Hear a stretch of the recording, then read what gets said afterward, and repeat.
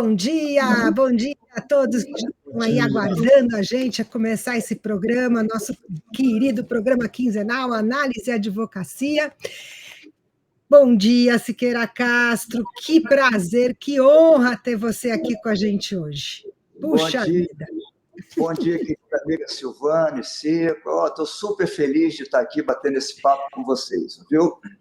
Puxa vida, é uma honra enorme. Olha, Carlos Roberto Siqueira Castro, 74 anos, 50 anos de advocacia, professor titular de Direito Público, aposentado, da Universidade Estadual do Rio de Janeiro, da PUC-Rio, professor visitante da Universidade de Paris, uma cidade onde viveu por 2 anos, mestre pela Universidade de Michigan, nos Estados Unidos, ou seja, conhece o mundo inteiro aí, mora no continente europeu, no continente americano, né?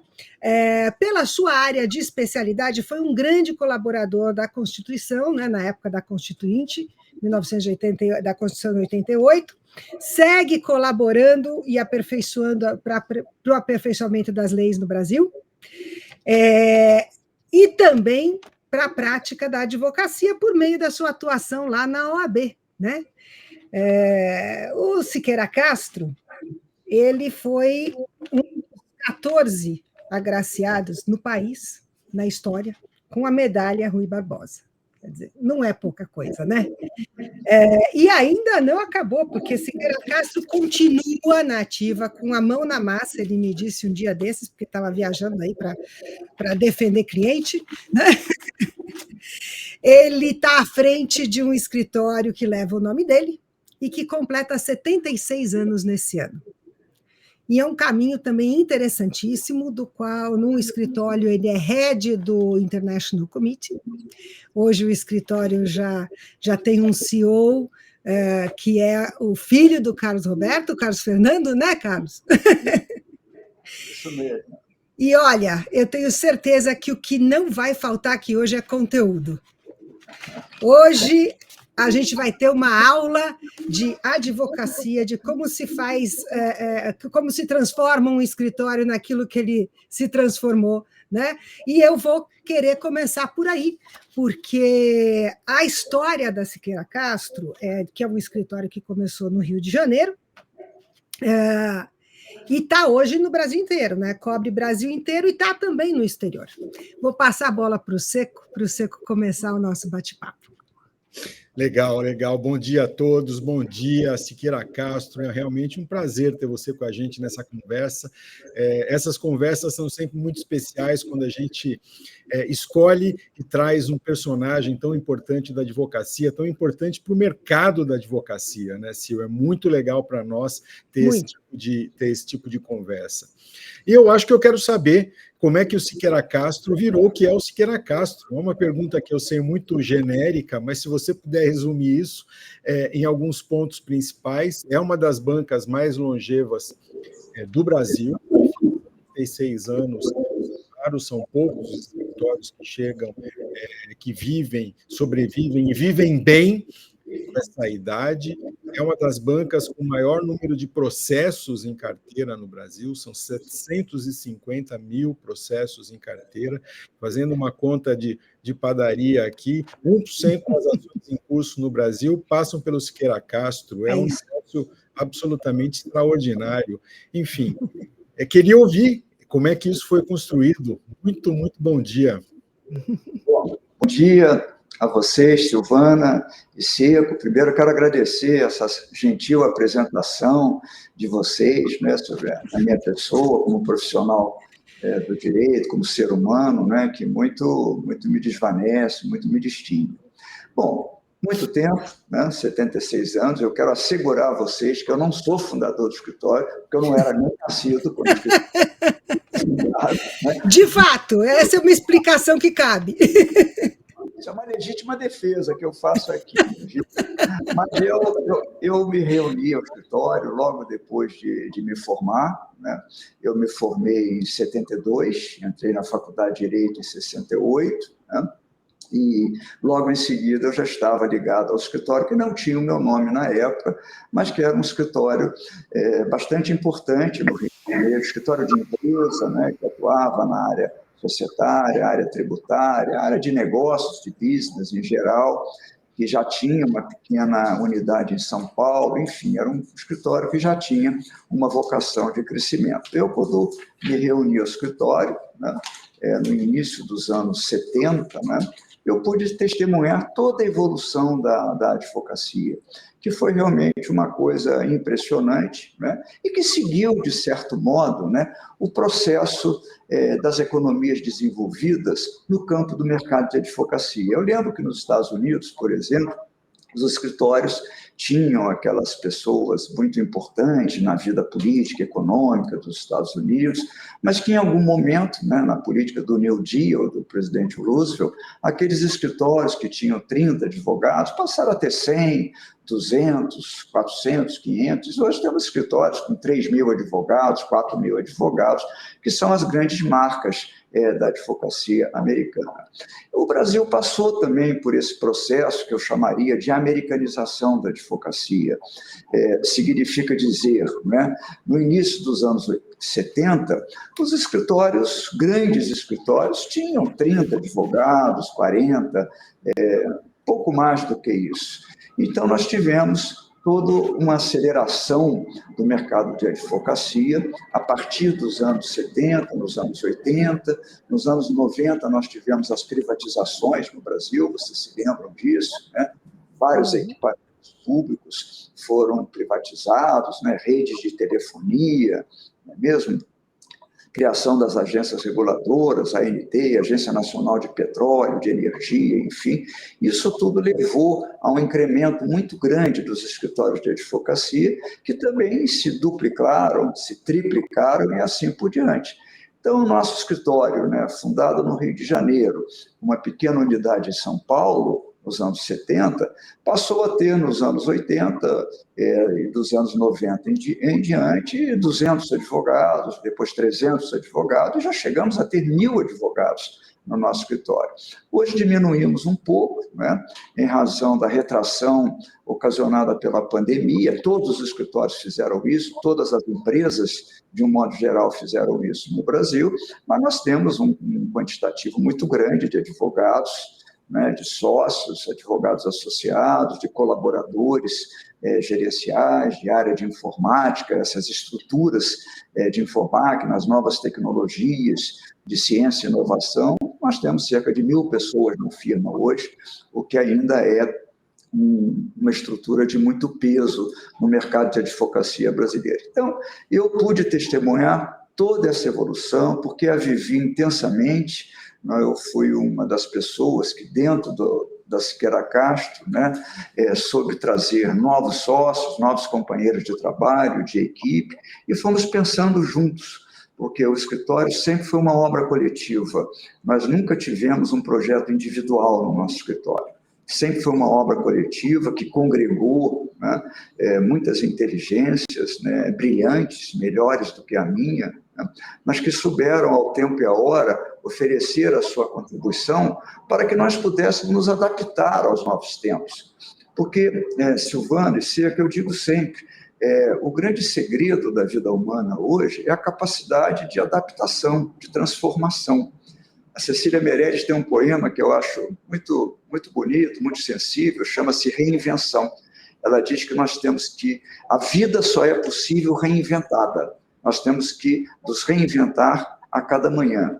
Com essas transformações tecnológicas, frenéticas, disruptivas que nós vivemos hoje, se nós não soubermos nos reinventar, nós seremos ultrapassados pelas novas realidades. Então, o escritório de advocacia, ele experimenta um processo darwinista, né? Quando Charles Darwin escreveu A Origem das Espécies, ele afirmou, né, com muita convicção, né, e com razão, de que as espécies do gênero animal, inclusive a espécie humana, né, elas foram longevas porque souberam se adaptar. Não foram os mais fortes que sobreviveram no reino animal e no reino humano. Foram aqueles que tiveram maior capacidade de adaptação e de transformação.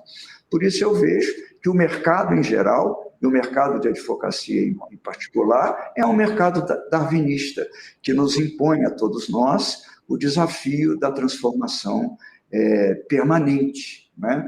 Isso é muito importante no mundo que vivemos, para que a gente não perca esse desafio, né, que eu chamo desafio da insignificância ou desafio da irrelevância. Nós temos que continuar a ter significado e a ter relevância no mercado econômico, no mercado político e, naturalmente, também no mercado tecnológico e da nossa profissão de advogados.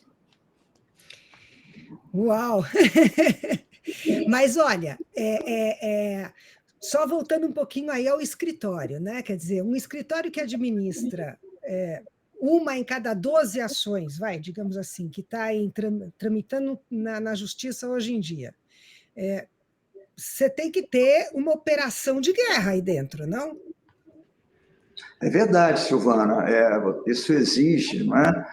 Uma organização interna, né? Primeiro, muito robusta, muito grandiosa, né? Que envolve um grande número de pessoas, investimentos muito elevados em tecnologia, em controladoria, né? Inteligência artificial, né? Nós customizamos muito a nossa robotização interna do escritório. Temos, é claro, também alguns programas, né, de prateleira, podemos chamar assim, mas nós customizamos muito, né? E controle de qualidade, porque se você pensa que milhares de petições judiciais de arrazoados estão ingressando, né, Poder Judiciário, né? Justiça Comum, Justiça Federal, Justiça do Trabalho, nos 27 estados da federação. Além disso, a nossa atividade consultiva, como você sabe, é muito intensa. O escritório é quase meio a meio, contencioso e atividade consultiva empresarial. Então, são centenas de legal opinions, de exames de contratos, né? De operações de M&A, enfim, pareceres tributários que estão sendo encaminhados diariamente aos nossos clientes, né? Então, nós temos que ter realmente uma verdadeira obsessão pela organização interna, né? Pelas nossas prioridades, pelos nossos investimentos, né? Sobretudo na área de tecnologia. E, com a graça de Deus, temos feito isso de uma forma muito tranquila, muito serena, muito exitosa, sobretudo, né? Temos clientes no escritório, né, que eu já encontrei aqui quando eu entrei no escritório, para vocês terem uma ideia. É claro que outros foram chegando, foram sendo agregados em razão da marca da firma, em razão das relações pessoais dos sócios e assim por diante, o que é comum no mercado da advocacia. Mas o fato é que nós temos um imenso orgulho pelo nosso projeto. Nós entendemos que o que faz a diferença, a rigor, né, são as pessoas, somos nós próprios. Porque, se vocês pensarem, as empresas são muito semelhantes entre si, os grandes escritórios são muito semelhantes, todos têm sócios e advogadas de excelência, com fluência em idiomas estrangeiros, que fizeram mestrado, doutorado ou curso de especialização, tem uma estrutura logística de recursos humanos, tecnologia de informação de alta qualidade. Então, há uma semelhança entre as instituições. Então, onde é que se faz a diferença? Isso é muito pessoal que eu estou dizendo. E eu falo sempre aqui para os meus sócios e companheiros do escritório. A diferença somos nós. A diferença são as pessoas, né? É a nossa capacidade de sermos justos, de sermos fraternos, de gerarmos confiança no nosso cliente, de termos preços criteriosos pelos nossos serviços, na nossa dedicação, né, indesviável ao interesse dos nossos clientes, aos seus projetos, o nosso modelo de parceria empresarial, de criação de sinergias conjuntas, né? É isso que faz a diferença, que faz com que os clientes que aqui chegam, né, fiquem conosco durante muito tempo e nós possamos até acompanhar várias gerações de gerentes, de diretores, de membros do conselho de administração, enfim, porque soubemos realmente, ou tentamos, pelo menos, fazer uma diferença humana no trato da nossa profissão, né? E eu considero isso muito importante. Além disso, né, sublinharia também ser democráticos, né? Nós temos que ser generosos, nós temos que ser dignos, nós temos que ter ética, nós temos que contribuir, né, para o bem do Brasil, para o bem do nosso próximo, do nosso semelhante. Por isso é que temos hoje esse grande êxito, o grande desafio da sigla ESG. O que é ESG? São políticas ambientais, são políticas de responsabilidade social e de governança corporativa, né? Trago o exemplo do pro bono. Vocês se lembram, vocês que acompanham a advocacia há muitos anos, né, um grande profissionalismo, o pro bono não era uma coisa que todos conheciam no Brasil. O pro bono entrou no marco regulatório da advocacia brasileira, ou seja, na normativa da advocacia, no ano de 2015. Nós estamos falando de 8 anos atrás, pela resolução 02, Conselho Federal da OAB, no Código de Ética e Disciplina da OAB. Você sabe que eu fui conselheiro federal há muitos anos, né? Por mais de 20 anos, e eu fui um dos relatores do Código de Ética e Disciplina, e fui o autor do artigo 30, que trata da advocacia pro bono, advocacia caritativa, advocacia de benemerência social, e isso hoje é um valor indissociável da reputação de qualquer escritório que se pretenda digno, sério e cumpridor das cláusulas ESG. E nós fomos pioneiros nisso, a Siqueira Castro, é claro que não fomos sozinhos, outros escritórios também, mas houve muita resistência para a aprovação do pro bono, porque havia pouca compreensão do que significava o pro bono. Muita gente pensou, inclusive aqui em São Paulo, que isso poderia ser um artifício para a captação de clientela, que o Estatuto da OAB proíbe, né? E depois viu-se que não era nada disso, que as deficiências estruturais do Estado brasileiro, em termos de defensoria pública, exigiam uma intervenção das grandes bancas de advocacia para um patrocínio pro bono, um patrocínio de caridade pública para as pessoas que não podiam contratar advogados, que não podiam pagar os custos, né, os emolumentos de uma medida judicial, que não podiam ter um assessoramento jurídico em nível de consultoria por falta de meios e de modos. Então, hoje, a advocacia pro bono, ela preenche uma lacuna, né, social, né, no campo da advocacia brasileira, com muito êxito, como acontece na Europa, acontece nos Estados Unidos, na Ásia, enfim, né? Deixa eu colocar uma pergunta aqui. Eu acho que hoje eu não tenho, eu não leio, são raros os artigos que eu leio a respeito de tecnologia e advocacia que não tocam no tema da inteligência artificial. É quase obrigatório te ouvir a esse respeito. O que vai ser deixado para o ser humano e o que vai ser ocupado pela inteligência artificial, na tua opinião? Bom, essa é uma das perguntas mais difíceis, né? É um desafio para as minhas reflexões diárias. Eu diria o seguinte, é um fenômeno novo, antes de mais nada, né? Nós não temos a inteligência artificial há 30 anos atrás, né? O conhecimento, né, o manuseio dos algoritmos, né, isso tem aí 40, 50 anos de evolução científica, de avanço civilizatório, avanço científico e tudo mais, né? Agora, isso é um fenômeno disruptivo, é um fenômeno frenético e um fenômeno inexorável hoje. Hoje nós temos que estar adaptados à inteligência artificial, à robótica, né? Porque isto está causando uma transformação gigantesca, não apenas na profissão de advogado, mas em todas as profissões. Nós temos profissões que já desapareceram, nós temos profissões que irão desaparecer em breve, mas todas, sem exceção, irão se transformar.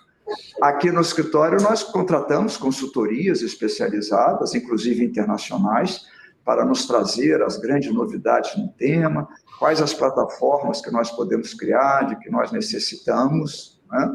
Então, nós estamos avançando. Agora, eu considero, aí eu falo como professor de direito aí, por cerca de 50 anos, autor de dezenas de livros e de artigos publicados no Brasil e no exterior, como vocês sabem, que eu acredito sinceramente que o nosso desafio é fazer uma junção, uma complementariedade entre o conhecimento clássico do direito, que é essencialmente o conhecimento da norma jurídica, da sua interpretação e aplicação, né?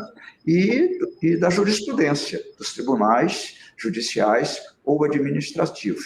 Fazer a junção disso com os novos saberes. E os novos saberes não são apenas jurídicos. Nós estamos falando da inserção, portanto, da economia, das finanças, na contabilidade, no dia a dia da profissão do advogado de empresa, do consultor de empresa.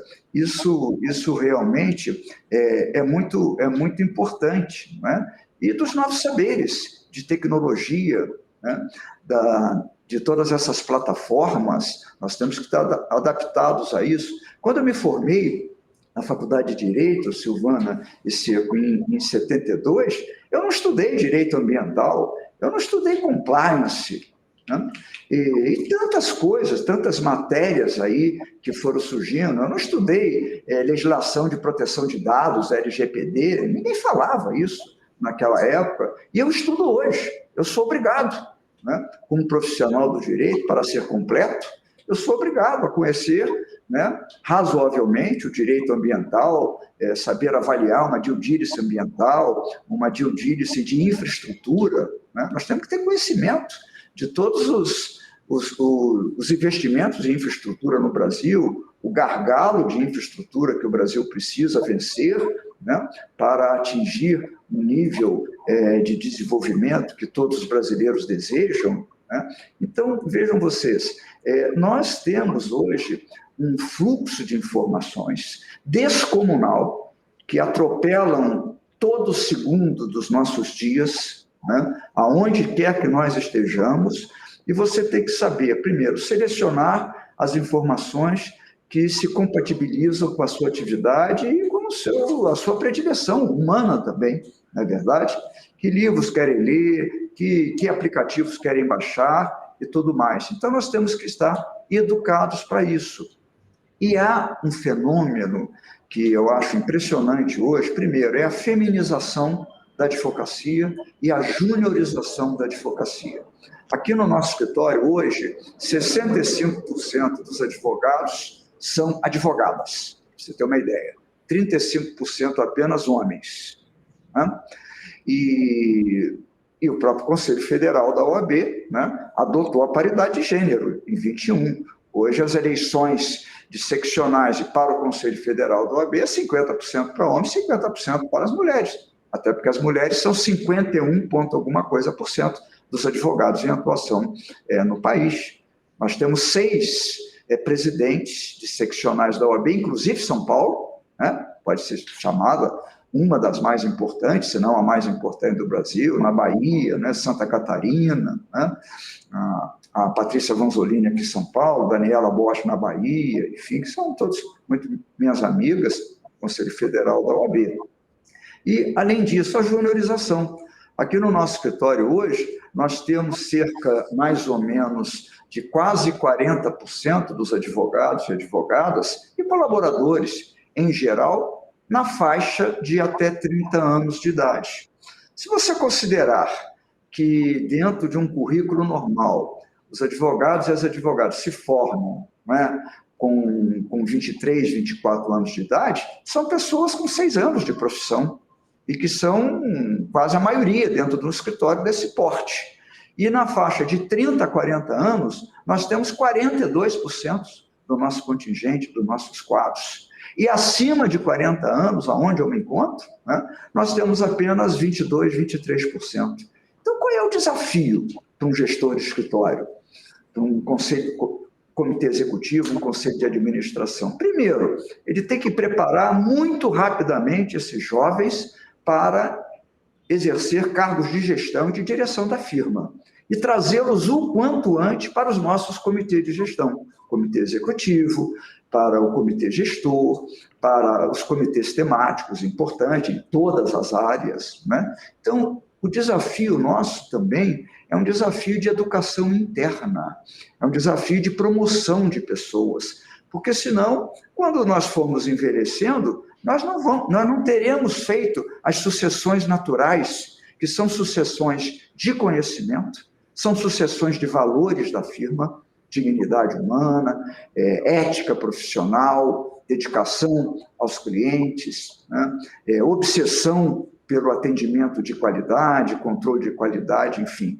Então, se nós não fizermos isso, vai haverá um gap intergeracional no nosso escritório.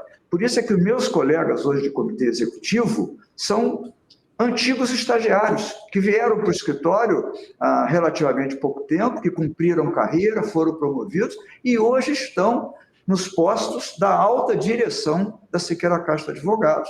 É claro que nós tivemos alguma sabedoria, talvez até alguma iluminação superior para trilhar por esses caminhos, mas eu considero isso absolutamente indispensável.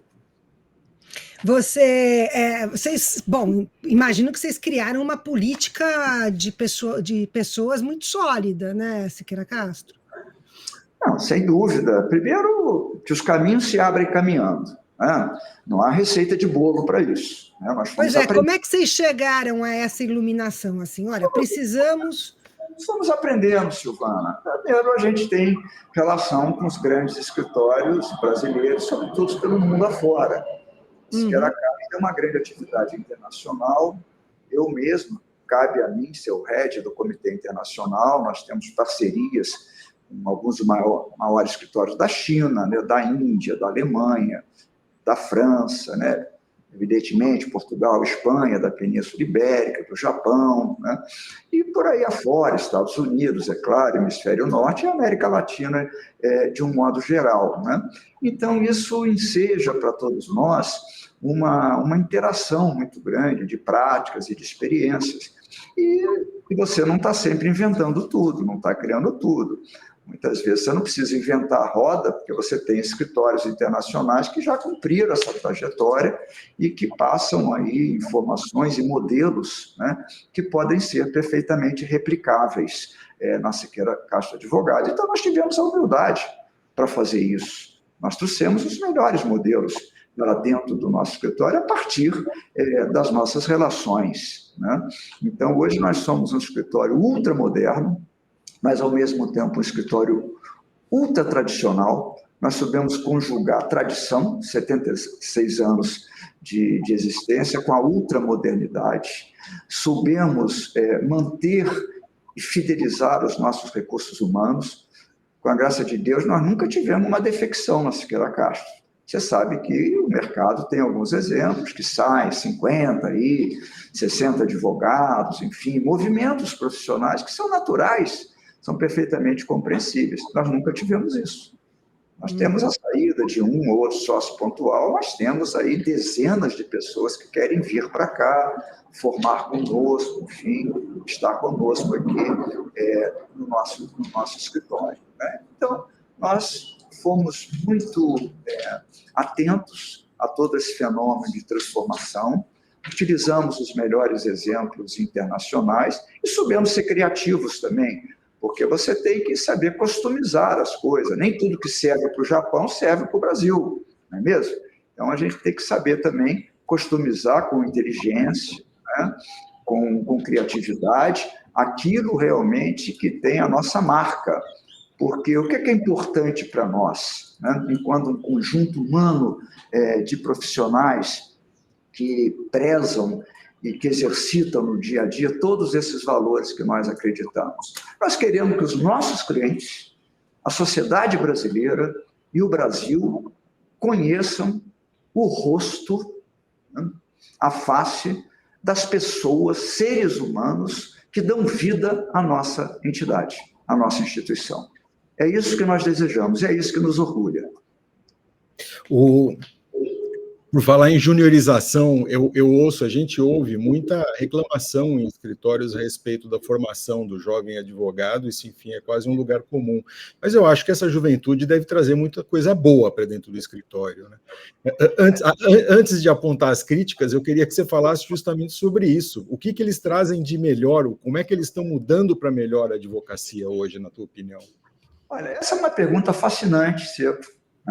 Eu falo não apenas como pai, mas como avô também, e professor de várias gerações, né, que assistiram às minhas aulas, né, que eu espero que tenha servido para alguma coisa, né, mas que estão aí soltos, né, no mercado da advocacia e nas carreiras jurídicas, né.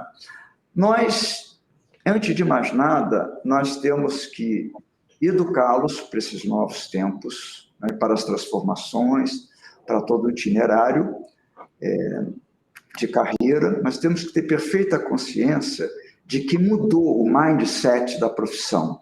O jovem advogado, até 30 anos, que eu estou mencionando a vocês, ou até 35 anos, né, ele tem uma outra cabeça, diferente dos meus sócios de idade mais avançada, eu próprio, né?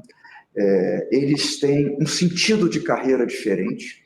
Porque qual era o sonho do advogado, vamos dizer, dos anos 70, quando eu me formei, até dos anos 80, 90, para fazer uma carreira, seja numa empresa, seja fazer um concurso público para as carreiras jurídicas públicas, seja uma carreira privada, liberal, em escritório de advocacia. Então, o que ele sonhava? Era fazer um estágio, ser admitido no estágio, no programa de estágio dessas instituições, ser convolado em advogado ou advogada, né? Cumprir o plano de carreira interno, atender às expectativas dos sócios, né? Vamos dizer, dos mais velhos, dos dirigentes da firma, e um dia ser sócio do escritório. Esse era o sentido da carreira. Você acha que esse sentido da carreira prevalece nos dias atuais? Eu entendo que não. Eu entendo que o sentido da carreira mudou, né? Hoje há uma busca, né, quase que frenética, quase que incontrolável, né, para todo tipo de prazeres lúdicos da vida. Ninguém quer ficar 12 horas sentado numa cadeira no escritório, lendo livros ou em frente de um computador. Você tem que trazer outros impulsos, outros estímulos, né? Há muito tempo atrás, eu tive... Isso é só um exemplo, para figurar um exemplo. Eu tive um caso de um advogado, não é muito tempo atrás não, porque ele era jovem e a advocacia já estava nesse processo de juniorização, né? Eu via que ele não tinha nenhuma aptidão para a carreira clássica de advogado. Ele queria viajar mundo, o que faz muito bem, querer viajar mundo, e era surfista, adorava surf, mas estava no escritório.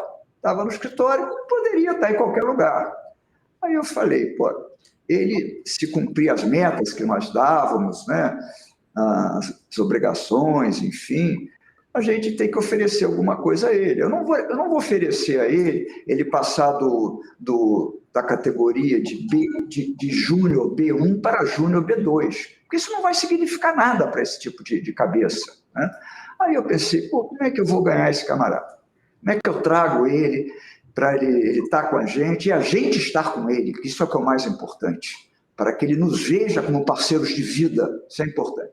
Aí eu falei para ele, pô, olha, cara, se você cumprir essas metas aqui, der tudo certo, o escritório vai te mandar para Bali, tá? Para Bali. Você gosta de fazer surf, não é isso? Tá, então você vai fazer surf em Bali, tá? Depois você me conta, porque eu não conheço Bali, me conta como é. Você me faz um relatório aí para o nosso sócio, como é a vida em Bali, como é que as pessoas vivem, como é que os aborígenas vivem aí na Indonésia francesa, que tipo de negócio, de comércio eles têm, se existe escritório de advocacia e tal. Olha, meus amigos, os olhos do rapaz brilharam. Meu Deus, vão me mandar para Bali, eu vou surfar em Bali por conta do escritório. Olha, isso foi uma sacada genial que a gente fez, né? Ficou conosco durante muitos anos e eu estou apenas figurando um exemplo. Nós temos que fazer isso com todos, é claro, cada um à sua moda, cada um com a sua ambição de vida, com a sua inspiração, mas nós temos que saber detectar como as pessoas podem ser mais felizes e como elas podem retribuir ao nosso projeto de escritório sendo mais felizes. Não sei se estão compreendendo o que eu quero dizer. Sim, perfeitamente. Mas isso passou a ser uma profissão de fé para nós aqui dentro do escritório. Por isso é que a gente está sobrevivendo a esse mercado todo, né? Essa competição muito acirrada. E eu quero pontuar isso. A competição é muito aguda, é muito acirrada. O Brasil é um dos 3 maiores mercados de advocacia do mundo. Eu faço a comparação com os Estados Unidos e Índia. Os Estados Unidos tem um mercado mais ou menos de 1.300.000 advogados para uma população de cerca de 330 milhões de pessoas. A Índia tem 2 milhões de advogados, maior número de advogados, mas tem uma população de 1.400.000.000 de pessoas. O Brasil hoje tem, eu fui conferir esse dado hoje, inclusive, para ter segurança, eventualmente, para passar para vocês na OAB. Hoje o Brasil tem 1.377.000 advogados, pelos dados atuais da OAB, para uma população de 210 milhões de pessoas.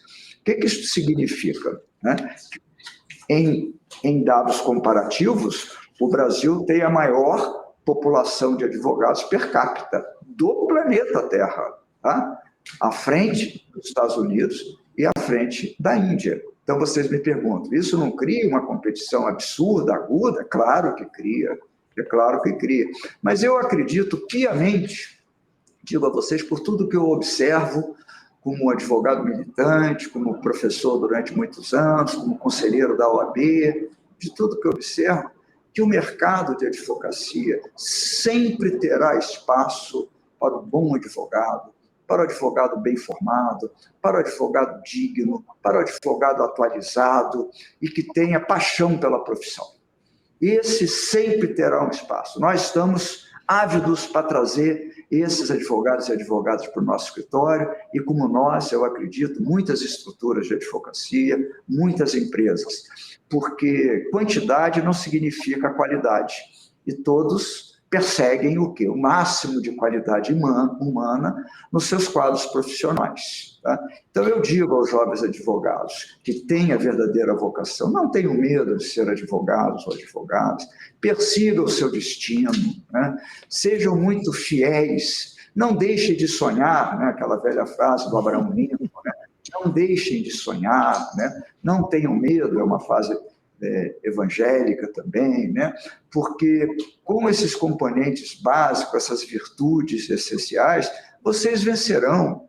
E nós estaremos todos aqui para lhes dar oportunidades e para aplaudi-los. Agora, Siqueira Castro, desculpa, mas com a inteligência artificial generativa batendo na porta, como é que esses jovens vão ser absorvidos? É uma preocupação que eu tenho pessoal, assim, porque... Esse é meu dia a dia dos nossos sócios aqui. Eu até escrevi um artigo sobre inteligência artificial, os direitos na era da internet, o advogado digital, está até sendo muito citado. Outro dia foi citado no Supremo Tribunal Federal esse artigo. É claro que isso é absurdamente desafiador, não é verdade? O que eu percebo? Eu percebo, primeiro, que as profissões e os ofícios, isso não vale só para a advocacia, mas para profissões em geral, para os ofícios em geral. Os ofícios, de um modo geral, que são repetitivos, que têm produção industrial de massa, por exemplo, as linhas de produção dentro daquela visão do Fordismo, enfim, tudo que trata com coleta de dados, análise de dados, análises comparativas, análises numerológicas, engrenagens naturais e indispensáveis, tudo isso tende a ser substituído pela robótica e pela inteligência artificial. Aí você vai me perguntar, mas vai sobrar muito pouco. Eu diria que não. É claro que vai exigir pessoas transformadas para outro tipo. O que vai sobreviver, a meu ver? Primeiro, as atividades genuinamente criativas. Os currículos que inspiram liderança, que inspiram um grau de confiança fora do comum, fora do quadrado normal. Modelos de organização muito customizados.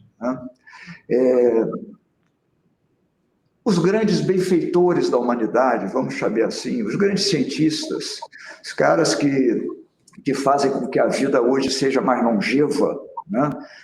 Eu venho de uma época em que a terceira idade, a chamada terceira idade, era de 60 a 75 anos, né?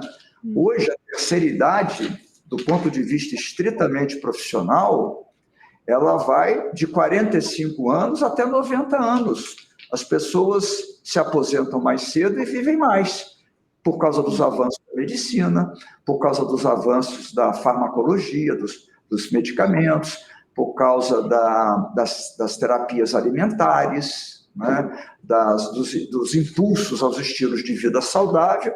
Então, você viver 90 anos hoje não é nenhuma novidade, já são milhares e milhares de pessoas que chegam a 80 e muitos anos, a 90 anos. Então, as pessoas estão vivendo mais, estão se aposentando mais cedo por causa da juniorização da profissão. Então, como é que você resolve essa equação? Porque isso é uma equação econômica. Sim, política, exato. política nacional. É uma equação previdenciária, porque a previdência tem um grande impacto com isso. Você vai ter que criar atividades e ofícios substitutivos para esse grande contingente humano da nova terceira idade, né? Não sei se vocês chegaram a ler as obras do Domênico de Maso, né, sobre o ócio criativo, né, que é muito interessante, é nessa linha de pensamento, né, em que você reocupa essas pessoas, inclusive no lazer, no turismo, né, em atividades lúdicas, enfim, e as pessoas passam a conviver com outras plataformas, com outros modelos de convívio humano. Como eu acredito na humanidade, eu não sou pessimista, pelo contrário, eu sou um otimista profissional quase radical, embora com as prudências naturais que a vida me impõe. Mas eu sou sempre otimista, né? E eu acho que a humanidade tem reservas inesgotáveis, primeiro de amor, primeiro de solidariedade e segundo de transformações benéficas, né? E os advogados, porque trabalho com pensamento humano e trabalho com disputas, com litígios, com os aperfeiçoamentos corporativos, né? Eles são agentes naturais para essas transformações benéficas, né? E eu acho que nós temos que pautar um pouco a nossa vida assim. É isso que vocês fazem na análise, né? A revista Análise é um grande estímulo para todos nós, não tenho dúvida disso.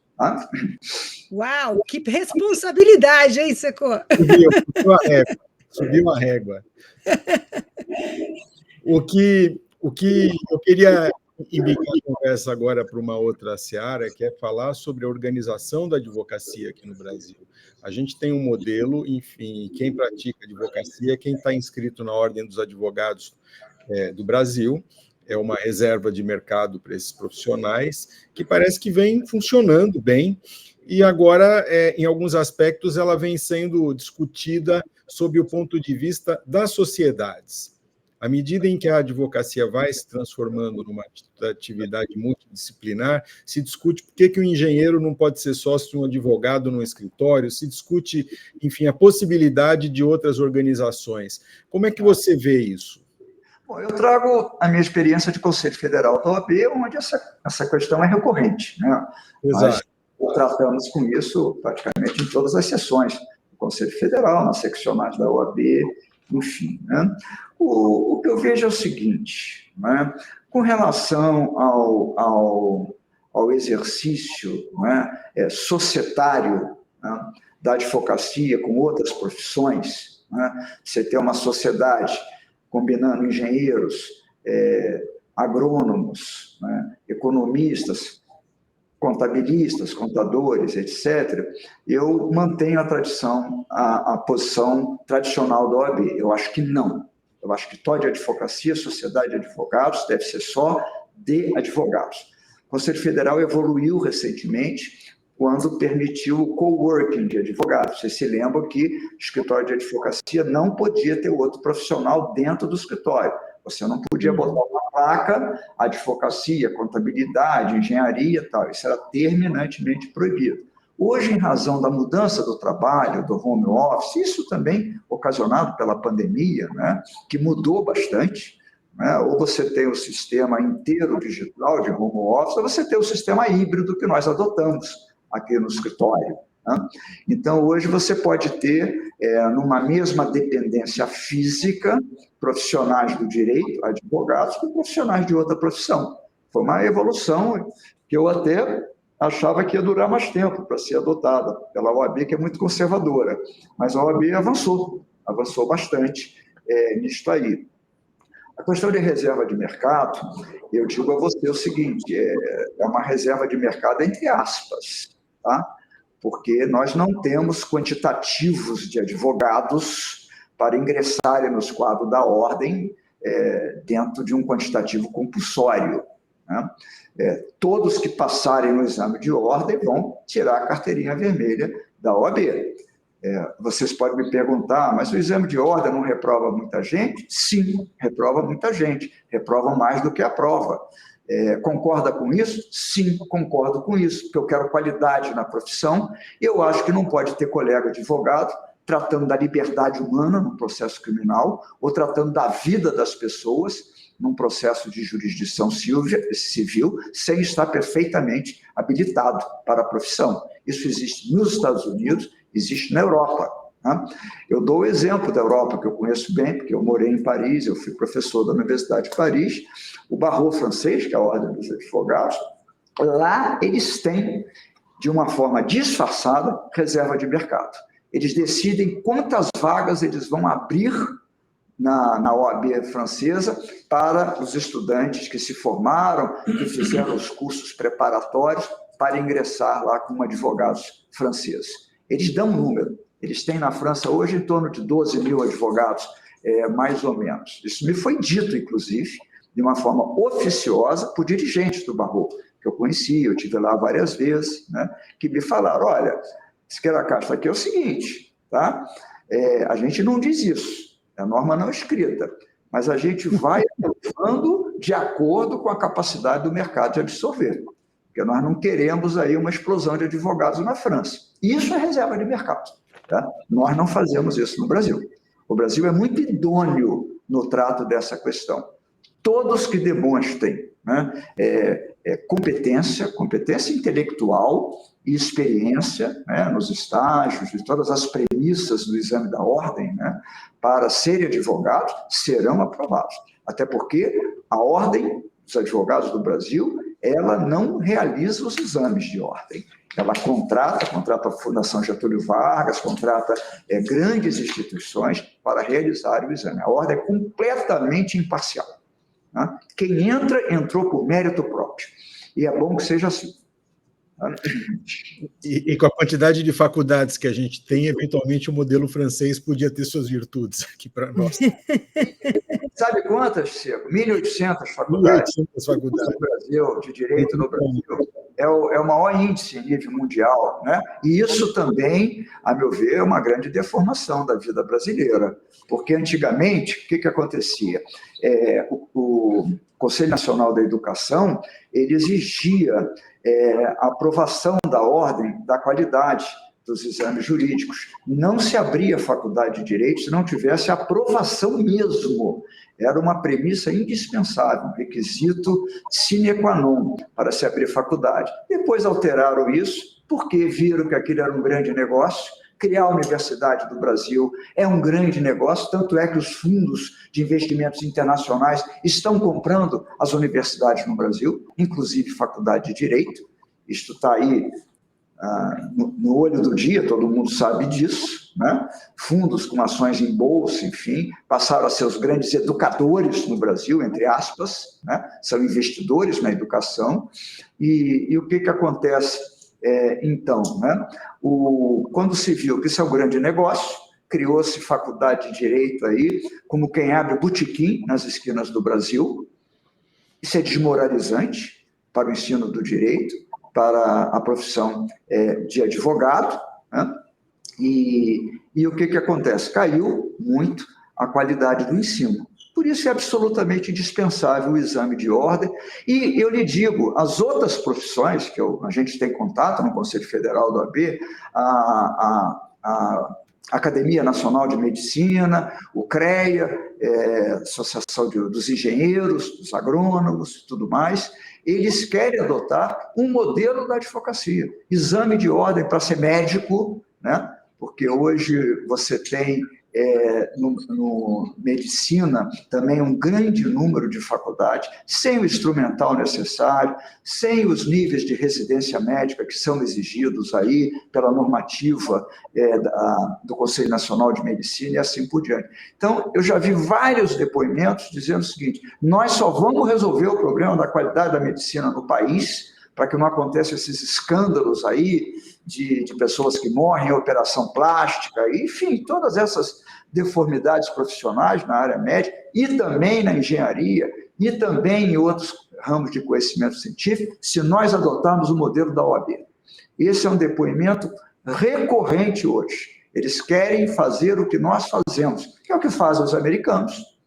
Você vai advogar nos Estados Unidos, se não passar no exame da ordem, o Barak Exame? De jeito nenhum, nem pensar, não é mesmo? E lá é mais grave ainda, porque você não tem habilitação nacional, como nós temos no Brasil. Você está habilitado em São Paulo, ou em Alagoas, ou Maranhão, você advoga no Brasil inteiro, né? Talvez tenha que fazer inscrição suplementar, apenas se passar em um certo número de processos, de causas e tudo mais. Estados Unidos, não. Você tem a bar lá em Washington, em Maryland, ou na Virgínia, vai advogar na Califórnia, vai advogar em Nova York, você tem que fazer o exame local lá, porque não tem habilitação nacional universal, né? E assim por diante. Então, o Brasil está bem nessa questão. Eu acho que nós temos que manter o exame de ordem, nós temos que manter aí a disciplina da profissão. Acho que a Ordem dos Advogados faz um trabalho extraordinário, mas extraordinário, eu não falo apenas porque servi a OAB por mais de 20 anos, cheguei a ser vice-decano da OAB, depois me outorgaram a medalha Rui Barbosa na última gestão, quando eu deixei o Conselho Federal da OAB. Eu falo porque é rigorosamente verdadeiro. O Raimundo Fauro, né, que foi um grande presidente da OAB, que ajudou na transição democrática, né, do governo Geisel, lá nos anos de 77, 78, quando ele era presidente do Conselho Federal da OAB, ele falava: minha gente, a OAB não é apenas um órgão de classe, um órgão corporativo da advocacia, dos advogados e advogadas. A OAB é a entidade, por excelência, representativa da sociedade civil brasileira. Ninguém representa a sociedade civil brasileira como a OAB. Por isso é que a Constituição de 88, da qual eu fui, a Constituinte, eu fui assessor, a convite do deputado Ulisses Guimarães, presidente da Constituinte, trabalhei com o Bernardo Cabral, meu querido amigo, relator da Constituinte, que este ano ganhou a medalha Rui Barbosa, Silvana, Conselho Federal da OAB. Justíssima. Ele foi presidente do Conselho Federal da OAB. Ganhou a medalha Rui Barbosa. Então, o que fez a Constituinte? Enalteceu os advogados. Tem um capítulo sobre as funções essenciais da justiça, o artigo 133, sobre os advogados, sobre a advocacia. A Constituição não trata de engenheiro, não trata de economista, não trata de contabilista, nada disso, só trata dos advogados. Confere à Ordem dos Advogados a competência para ajuizar a ação direta de inconstitucionalidade no Supremo Tribunal Federal. Está lá, junto com o Procurador-Geral da República, com o Presidente da República. Enfim, isso não existe em país nenhum do mundo, porque isso é um reconhecimento do Constituinte brasileiro, que foi um constituinte que passou a limpo os anos da ditadura no Brasil, chamados anos de chumbo, que reconstruiu a democracia no Brasil e que não perdeu essa oportunidade de enaltecer a advocacia, os advogados, as advogadas e o seu órgão de classe, que é a Ordem dos Advogados, e que representa a sociedade civil brasileira em inúmeros aspectos da vida nacional. Não há dúvida de que a nossa Carta Magna foi realmente um marco, né? A Constituinte foi um marco e é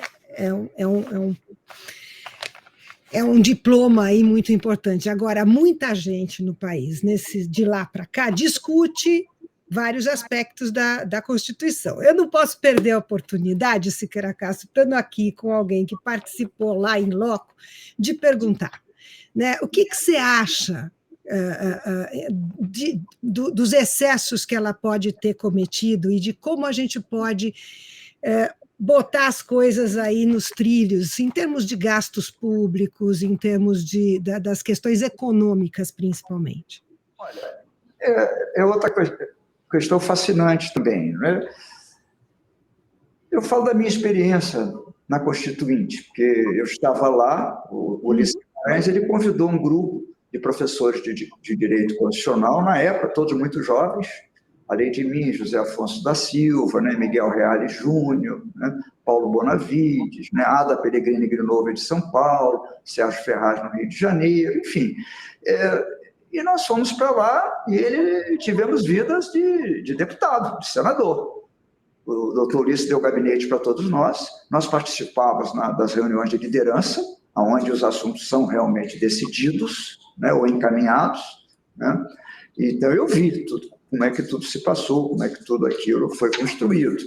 A Constituição teve, sim, eu concordo com você, alguns excessos, mas não são pecados, assim, são pecadilhos, eu diria, né? E que foram corrigidos na maioria, né? As emendas constitucionais que sobrevieram, algumas delas corrigiram aí esses pecadilhos. Agora, infelizmente, ela foi muito retalhada, a Constituição, né? Porque hoje nós temos aí mais de 110 emendas constitucionais, né? Quando a Constituição americana tem 7 emendas constitucionais, né? A França não, a França é um país que teve muitas constituições. Os Estados Unidos só teve uma Constituição que está lá, 1787 até hoje, com 7 emendas constitucionais. A Constituição francesa, não. A história da França é um rosário de constituições, e eles têm muitas emendas constitucionais. O Brasil também tem muitas constituições, porque as constituições são uma fotografia, né, gostemos ou não, da quadra política, né, em que ela foi promulgada, né? Então, ditadura, você teve a Constituição da ditadura. No Império, você teve a Constituição do Império, de 1824. Com a República, você teve a primeira Constituição Republicana, de 1891, e assim por diante. E depois da ditadura, tivemos a Constituição de 88. Né? Então, ela foi muito mexida. Por quê? Porque passaram pelo Brasil, né, muitas mudanças no Congresso Nacional e as predileções partidárias de vários presidentes da República. Depois da Constituição de 88, todos esperávamos que iríamos eleger um presidente da República que tivesse aquela vocação democrática, né? A solidariedade social, enfim, como o Brizola, como o próprio Lula na época, que era muito jovem, né? Eventualmente Aureliano Chaves, eventualmente Mário Covas, de São Paulo, que foi candidato, elegemos o Collor, Fernando Collor de Mello, né? Porque é imperdoável historicamente, deu no que deu, né? Deu, não é mesmo? Mas isso são vicissitudes da vida brasileira, né? Então, hoje, tivemos essas experiências terríveis, inclusive com uma última do anterior governo, não quero citar o nome, porque para mim o nome é impronunciável, tá? Tivemos isso, né? E hoje estamos aí respirando ares democráticos, gostemos ou não gostemos, concordemos com tudo ou concordemos com pouco, isso não importa, mas o povo brasileiro exerceu a soberania popular, né? Elegeu um presidente, no caso o presidente Lula, que já tinha feito 2 bons governos no Brasil, a partir de 2004, não é mesmo?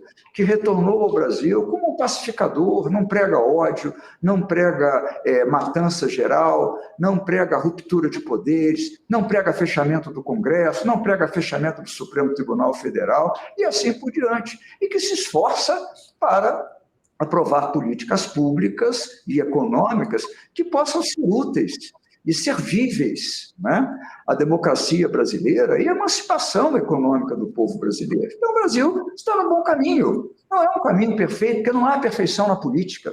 Nós temos que ter essa compreensão. Inexiste perfeição na política. Né? Inexiste perfeição no gênero humano, vamos mais longe. Mas nós estamos cumprindo o nosso dever enquanto sociedade brasileira. Sem dúvida, é o que se diz muito, inclusive, né? Quer dizer, tanto da Constituição como das leis, a gente faz o melhor que é possível, né? O melhor que se consegue para aprovar, né? É difícil você aprovar alguma coisa na Constituinte, tem que convencer muita gente, tem que ter muita habilidade. Eu tenho um exemplo pessoal, né? Eu fui o autor, eu propus na Constituinte, né, a aprovação da garantia do devido processo legal. A cláusula due process of law, devido processo legal, que hoje é a cláusula de direitos fundamentais mais citada no Supremo Tribunal Federal. Não é o princípio da igualdade mais, o princípio da isonomia. Hoje é a garantia do devido processo legal. Bom, quando eu propus, teve um deputado, muito meu amigo, eu não vou citar nome, tá? Mas se ele estiver me ouvindo, ele vai se lembrar disso. Ele é gaúcho, né? Ele dizia lá, doutor Ulisses presente, os líderes de partido, alguns assessores de Afonso da Silva, enfim, ele fala, não, Siqueira Castro não pode, porque eu propus a mesma redação da 5ª e da 14ª emenda da Constituição Americana, ninguém será privado da vida, da liberdade ou de seus bens sem o devido processo legal. Ele nem queria com a vida. Não pode a vida, porque isso mexe com pena de morte, o Brasil proscreve a pena de morte, não temos pena de morte. Eu falei, bom, alto lá. Nós temos pena de morte, sim, a legislação marcial militar adota a pena de morte em tempo de guerra. Agora, não é disto que eu estou falando. Quando a gente garante o devido processo legal para a proteção da vida, nós estamos impedindo que a autoridade policial entre numa favela do Rio de São Paulo, atirando pela janela e matando criança e pais de família. Essa é a garantia do devido processo legal em prol da vida, né? Mas foi tudo difícil. Aí o doutor Ulisses, que era muito jeitoso, era muito econômico nas palavras, ele fez, então, como é que a gente fica? Eu falei, doutor Ulisses, quer tirar a vida, tiramos a vida, até porque a vida está protegida no caput do artigo 5º. Mas vai ser a única Constituição do mundo em que a garantia do devido processo legal protege a liberdade e os bens, a propriedade, e não protege o bem mais primário do ser humano, que é a vida. Mas se querem, tudo bem, está previsto no artigo 5º. Então, nós temos a garantia do devido processo legal sem a vida. Né? Ninguém será privado da liberdade e dos seus bens sem o devido processo legal. Mas isso é do processo legislativo. Processo constituinte é um processo de construção, de consenso. A gente tem que estar preparado para transigir, para negociar, porque você não pode impor nada a ninguém. Não é verdade? Se eu vou impor, falei, bom, então tira tudo, porque eu retiro a emenda, eu não vou mais contribuir com a Constituinte, então, nós não teríamos o devido processo legal. Muito bom, muito bom. Seco. Olha só, nós estamos chegando no final dessa nossa conversa, que podia ficar aqui a manhã inteira. Podia, tá muito gostoso isso. Mas em respeito aos nossos ouvintes, a gente tem um horário de 1 hora que a gente procura manter sempre, não importa o quão bacana é a conversa, o que é sempre uma pena. A gente sempre encerra pedindo, enfim, convidando o nosso entrevistado a dar dicas, a falar um pouco da sua experiência para iluminar o caminho aí de quem está vindo, dos jovens advogados, alguém que está olhando para você agora e fala, quero ser igual a essa pessoa, enfim, que recomendações, que dicas, que você deixa em cima da mesa para essas pessoas? Não, eu acho que não seja igual a mim, não, porque vocês são melhores do que eu, antes de mais nada, sabe? Agora, eu diria aos jovens, antes de mais nada, não deixem de ser jovens. Né? Hoje nós temos uma juniorização, né, muito grande. Né? As pessoas que envelhecem cedo, né, que se amarguram cedo, que desacreditam, né, nas humanidades muito cedo, né, elas são pouco felizes. Né? Então, sejam felizes, né?